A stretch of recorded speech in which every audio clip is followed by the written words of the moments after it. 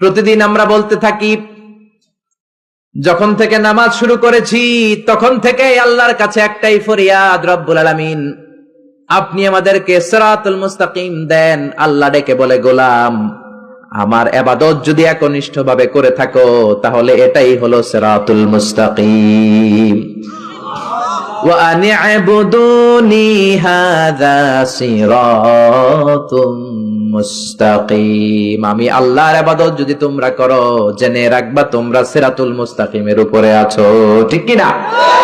এজন্য আপনি যদি দেখেন আপনার সেজদাটা শুধু মসজিদেই পড়ে, মাজারে পড়ে না, তার মানে আপনি সিরাতুল মুস্তাকিমের উপর আছেন না নাই? আর যদি দেখেন সেজদা কিছু মসজিদেও যায় কিছু মাজারেও যায়, তার মানে ভেজাল আছে না নাই?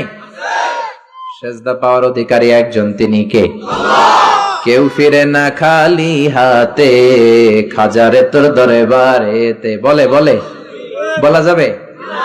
দরবার থেকে খালি হাতে ফিরে না কে বলছে? কত দরবারে লোকজন যায়, ব্যাগ হারায়, দামি মোবাইল হারায়, টাকা হারায়, জুতা হারায়, পরে খালি হাতে খালি পায়ে ফিরে আসে, আছে না নাই? একটা দরবার থেকে কেউ কোনোদিন খালি হাতে ফিরে না। দরবারটা কার দরবার? কেউ ফিরে না খালি হাতে, আল্লাহরে তোর দরবারেতে। পড়েন সবাই, কেউ ফিরে না। এই জন্য এই পৃথিবীতে যত নবী এসেছেন, যত রাসূল এসেছেন, সব নবী রাসূলের দাওয়াত ছিল একটা, ইবাদত হবে একজনের। কার?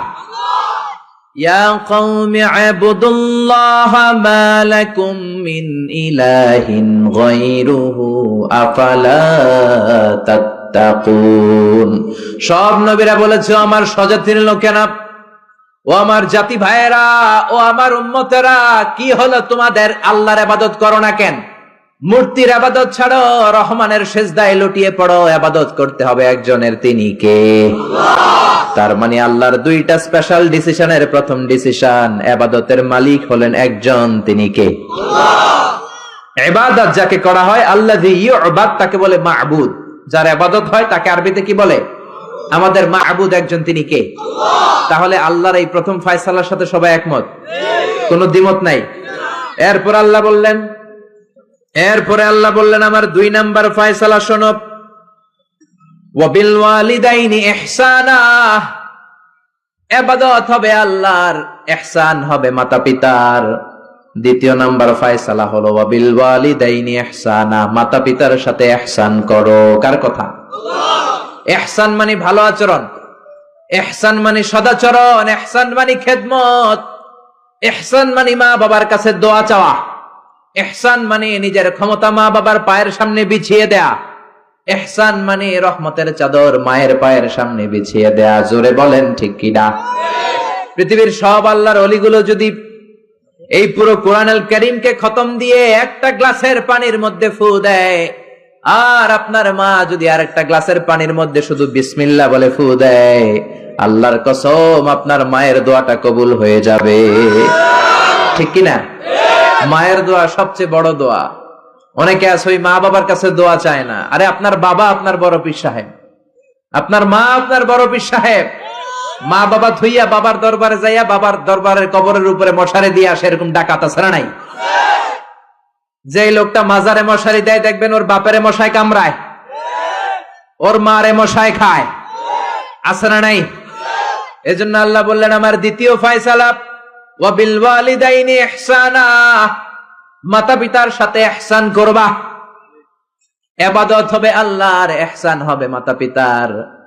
তাহলে প্রথম ফয়সালা হলো ইবাদত আল্লাহর, দ্বিতীয় ফয়সালা হলো মাতা পিতার সাথে ইহসান করতে হবে। কার কথা? দ্বিতীয় ফয়সালার সাথে কোনো দ্বিমত আছে? এটাও একমত। আল্লাহর ইবাদত করা কি ফরজ না নফল?